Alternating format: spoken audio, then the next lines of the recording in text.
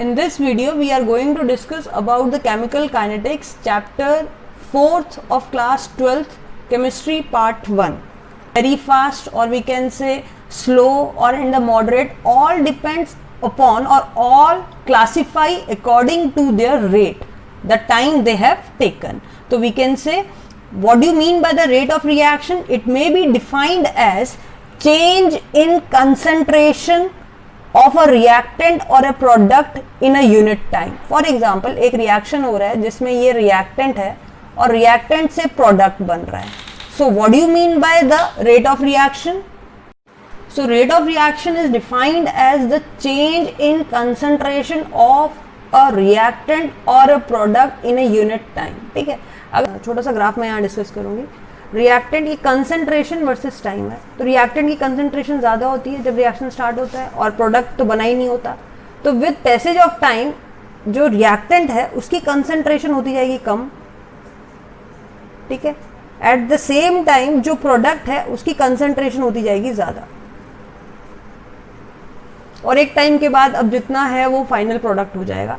तो what we can से कि इसके इसमें रेट डिक्रीज हो रहा है, यहाँ पे कंसंट्रेशन कम हो रही है, यहाँ कंसंट्रेशन बढ़ रही है, जो कि ऑब्वियस होता है कि रिएक्शन जैसे जैसे आगे प्रोसीड करता है प्रोडक्ट की अमाउंट बढ़ जाती है और रिएक्टेंट की अमाउंट कम हो जाती है. सो अगर हम रिएक्टेंट के फॉर्म में रेट ऑफ रिएक्शन बोलें, then it is decrease in concentration of reactant by the time taken, जिसे हम रिप्रेजेंट करेंगे minus of delta R by delta T. ये एक इंपॉर्टेंट पॉइंट है, माइनस साइन यहाँ आता है. ठीक है, अभी जैसे कि मैंने आपको बताया कि जो रिएक्टेंट है उसकी कंसंट्रेशन कम होती जाती है. डेल्टा आर होता है फाइनल माइनस इनिशियल. ठीक है, तो अगर मान लो इनिशियल R1 था और फाइनल यहाँ पे मैं कहीं पे मान रही हूँ 1% के लिए R2, तो किसकी वैल्यू ज़्यादा है? R1 की वैल्यू ज़्यादा है. पर हम जो रिलेशन लिखते हैं ये होता है R2 माइनस R1, मतलब फाइनल माइनस इनिशियल. तो इसको माइनस करके तो आंसर माइनस में आएगा, पर कभी भी रेट माइनस में नहीं होता है. रेट तो अपनी स्पीड से होता है. ठीक है, कभी भी वो नेगेटिव नहीं होता. तो उसे हमें पॉजिटिव करने के लिए हम यहाँ बाहर माइनस साइन लेते हैं, क्योंकि डेल्टा आर इन दोनों को करके माइनस आना है. तो माइनस माइनस क्या हो जाएगा? प्लस. इसलिए हम पहले ही रिलेशन में बाहर नेगेटिव साइन लेते हैं. So rate of reaction with respect to reactant, it is defined as decrease in concentration of reactant per unit time. तो minus delta R by D T. और अगर हम इसी को प्रोडक्ट की फॉर्म में लिखें तो प्रोडक्ट में तो कंसंट्रेशन बढ़ती है, that is increase in concentration of product with respect to time taken. So then it will be positive of delta P by delta T. So this is the relation for the average rate of reaction के लिए भी यही point होता है. और अगर हम unit की बात करें तो यूनिट क्या होती है? तो कंसंट्रेशन की यूनिट होती है. If we can say what is the unit of the rate of reaction, तो कंसंट्रेशन है मोल पर लीटर. ठीक है, और टाइम नीचे सेकेंड है, तो सेकेंड ऊपर गया तो क्या हो जाएगा? Second inverse. तो यूनिट आ जाएगी मोल पर लीटर पर सेकेंड. ठीक है, now next is the instantaneous rate of reaction. Now it is defined as a rate of reaction at a particular moment of time. Meaning जैसे अभी हमने rate of reaction की बात की थी, तो वो अगर एक रिएक्शन हो रहा है, ठीक है, एंड रिएक्टेंट की कंसंट्रेशन विद टाइम डिक्रीज हो रही है. ठीक है, ये एक ऐसे ग्राफ आया, तो जो हम पूरा रेट कंसिडर करेंगे वो तो एवरेज होगा. बट अगर मान लीजिए किसी पर्टिकुलर मोमेंट की बात की जा रही है, then that is known as instantaneous rate of reaction. Meaning एक पर्टिकुलर टाइम पे. अब वो टाइम स्लॉट हम बाय स्लोप भी निकाल सकते हैं. ठीक है, इस तरह से जैसे ड्रॉ करते हैं, तो जहां पे ये टच कर रहा हो ग्राफ को, एट दैट मोमेंट क्या रेट होगा उसे हम रिप्रेजेंट करेंगे इंस्टेंटेनियस रेट ऑफ रिएक्शन.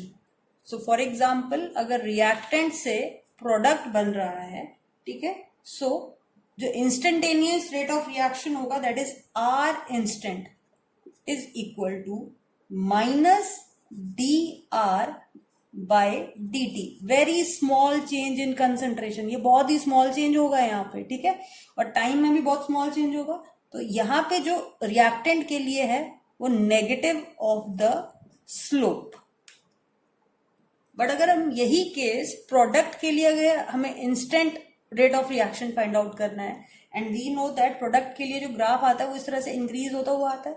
तो अगर मुझे पर्टिकुलर इंस्टेंट पे करना है तो यहाँ पे ये स्लोप पॉजिटिव हो जाएगी, ये वाला पॉइंट फॉर एग्जांपल, जहां पे भी, ये हम कहीं पे भी कर सकते हैं, ऐसा नहीं है कि यहाँ करें, कहीं पे भी हम इसको फाइंड आउट करेंगे, but that time instant rate of reaction in case of product will be dp by dt, very small change.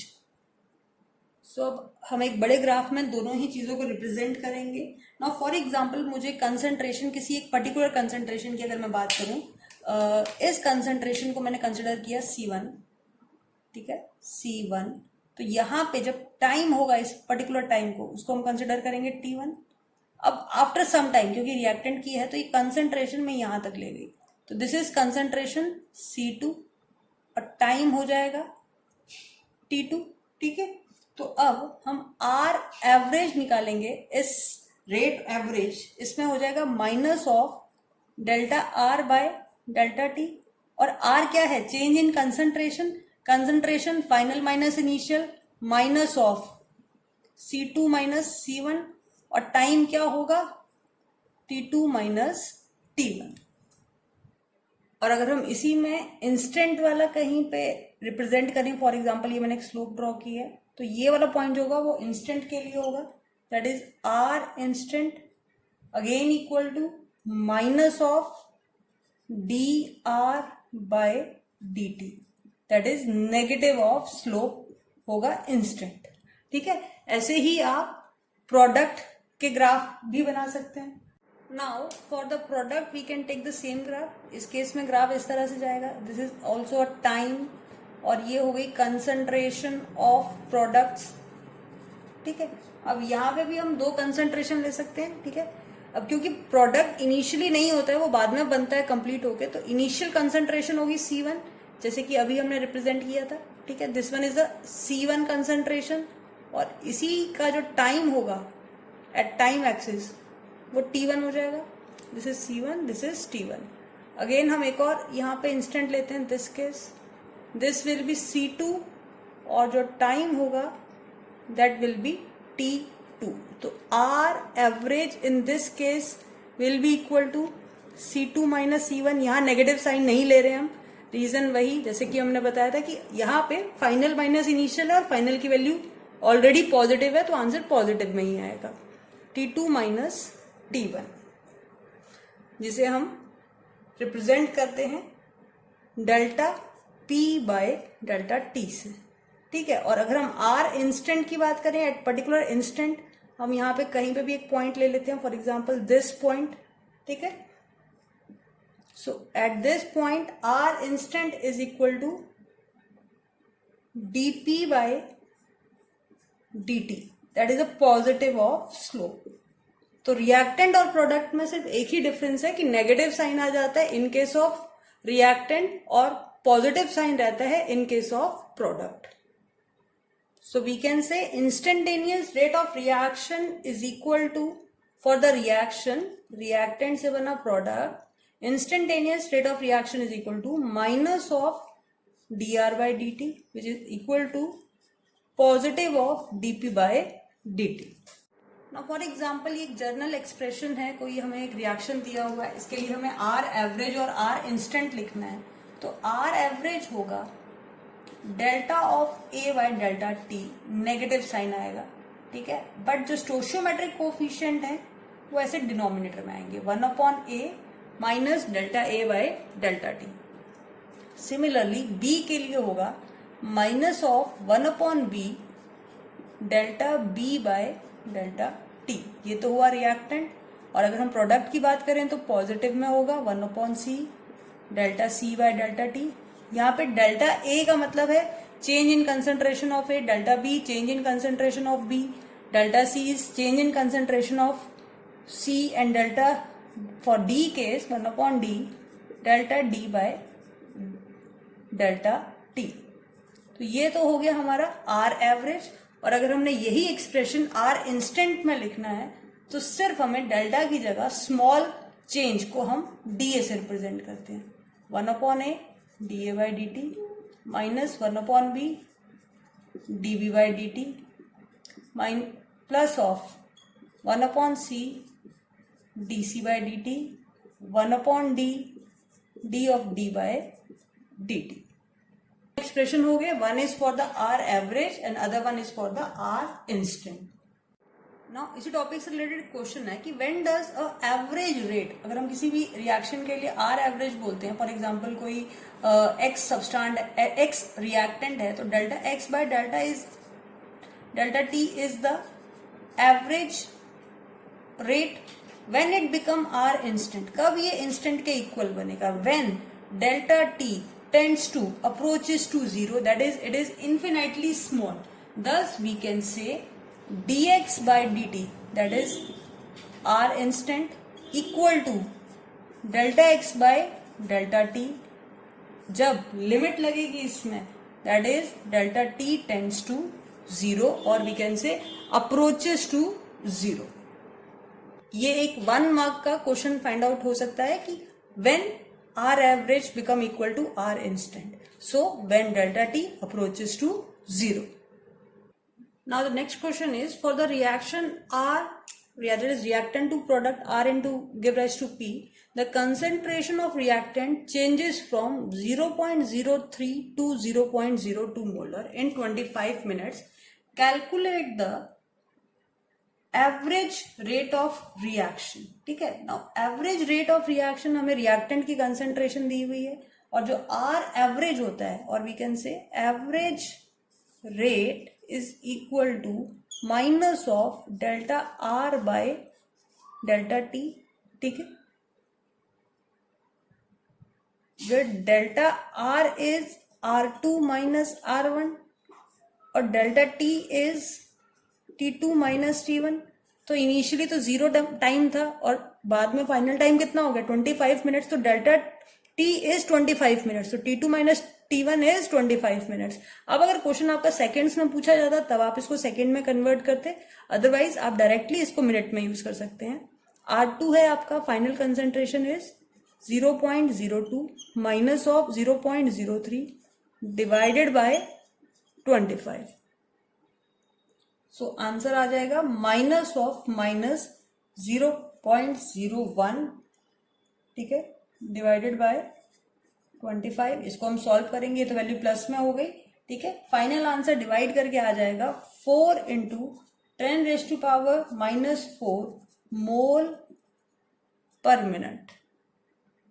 Now the next question is reaction given to you 2A give rise to P. Now concentration of A decreases from 0.5 molar to 0.4, meaning ये होगी आपकी initial concentration, ये होगी final concentration, और time आ गया 10 minutes, meaning delta T, क्योंकि 10 minus 0 will be 10, तो delta T will be 10। तो अब इस केस में जब हम रेट ऑफ रिएक्शन लिखते हैं, then we have to find out and to calculate the rate during this interval. So rate of a reaction is equal to rate of disappearance of A, या हम बोल सकते हैं rate of appearance of P।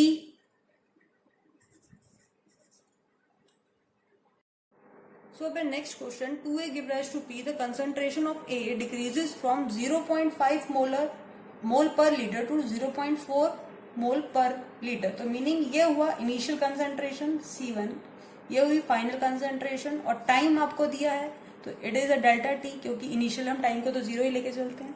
अब हमें calculate the rate during this interval, rate find out करना है, और हमें सिर्फ और सिर्फ ए की डिसअपियरेंस दिया हुआ है कि ए कितना डिक्रीज हो रहा है। तो रेट ऑफ रिएक्शन इक्वल है रेट ऑफ डिसअपियरेंस, कि कितना ए डिसअपियर हो रहा है, rate of disappearance of A. Now which is further equal to, अगर हम रेट बोलें तो इट इज, अभी हमने डिस्कस किया था कि जो यहाँ कोफिशिएंट लिखा होता है वो अपॉन में आता है, तो it will B minus of 1/2 delta A bye delta T. अब जो डेल्टा ए है वो इनिशियल माइनस फाइनल है, that is final minus initial है, C2 minus C1, that is 0.4 minus 0.5 divided by 10 minutes. ठीक है, इसको सॉल्व करेंगे, माइनस माइनस प्लस हो जाएगा और जो आंसर आएगा that will be 0.005 mole litre inverse. Now this is also an important question जहां पे आपको रिएक्शन दिया है A+2B give rise to 3C+2D and आपको गिवन है rate of disappearance of B that is minus of dB/dt आपको given है that is 1 × 10⁻⁻²। Now what you have to calculate? You have to calculate the rate of reaction and you have to also calculate rate of change in concentration of A and C। अब इस पूरे relation से, जैसे कि जो हमने एक journal expression लिखा था, अगर हम जर्नल एक्सप्रेशन इसका एक दूसरे को कोरिलेट करते हुए लिखें then it is minus dA/dt is equal to minus of half dB/dt which is equal to 1/3 dC/dt which is further is equal to 1/2 dD/dt। ठीक है, सो ये सभी जो रिलेशन है ये इक्वल टू है रेट ऑफ रिएक्शन के। अब रेट ऑफ रिएक्शन में सिर्फ और सिर्फ आपको rate of disappearance of B given है, ये आपको गिवन है। ठीक है, now you have to find out the rate of reaction. तो इस रिलेशन से हम rate of reaction is equal to minus of half dB/dt put कर सकते हैं एंड फाइंड कर सकते हैं रेट ऑफ रिएक्शन। सो जो रेट गिवन है equal to minus of half dB/dt और rate of disappearance of minus by dB/dt 1 × 10⁻⁻² हुआ, तो इसको हम लिख सकते हैं 1 × 10⁻⁻² डिवाइडेड बाय 2 और वी कैन से 0.5 × 10⁻⁻² is the rate of reaction और इसकी यूनिट होगी मोल पर लीटर पर सेकेंड। ठीक है, तो एक सिंपल वैल्यू से पुट करके हमने rate of reaction find out कर दिया। अब हमें फाइंड आउट करना है rate of change in concentration of A. तो change in concentration of A जो आपको गिवन है वो आपको ये गिवन है। ठीक है, which is further equal to minus of half dB/dt और अगर हम सी की कंसंट्रेशन जानना चाहें तो वो इक्वल टू ये है। अब हमें वैल्यू गिवन फाइंड आउट करनी है माइनस dA/dt जो कि फर्दर इक्वल है माइनस ऑफ हाफ dB/dt जो अभी हमने एक तरह से कैलकुलेट की एक तरह से, तो ये भी सेम ही आंसर आएगा माइनस ऑफ 0.5 × 10⁻⁻²। बट अगर हम फाइंड आउट करना चाहते हैं 1/3 dC/dt तो वो इक्वल है 1/2 के, पर हमें फाइंड आउट करना है व्हाट इज dC/dt। इस केस में हमें लिखना इसलिए नहीं पड़ा क्योंकि इसका कोई भी स्टोशियोमेट्रिक कोफिशिएंट नहीं था, बट इस केस में 1/3 स्टोशियोमेट्रिक कोफिशिएंट है, तो 1/3 dC/dt is equal to minus of half dB/dt। अब ये हमने पूरा कैलकुलेट कर लिया है जो कि ये आया दैट इज 0.5 × 10⁻⁻²। अब इस 3 को हम ऊपर लेके जाएंगे तो इट विल बी 1.5 को 3 से मल्टीप्लाई किया तो आंसर आएगा 1.5 × 10⁻⁻² मोल पर लीटर पर सेकेंड। मीनिंग ये है कि आपको पूरा रिलेशन यूज करना है। ठीक है, जो वैल्यू गिवन है उसको इक्वेट करना है प्रॉपरली, स्टोशियोमेट्रिक कोफिशिएंट का रेफरेंस देखना है। बच्चे यहां गलती क्या कर जाते हैं, 1/2 को कंसिडर नहीं करते हैं, जबकि हमें 1/2 को कंसिडर करना है। जो रेट है वो सिर्फ dB/dt का गिवन है, जबकि रिलेशन में वहां पे 1/2 भी आएगा।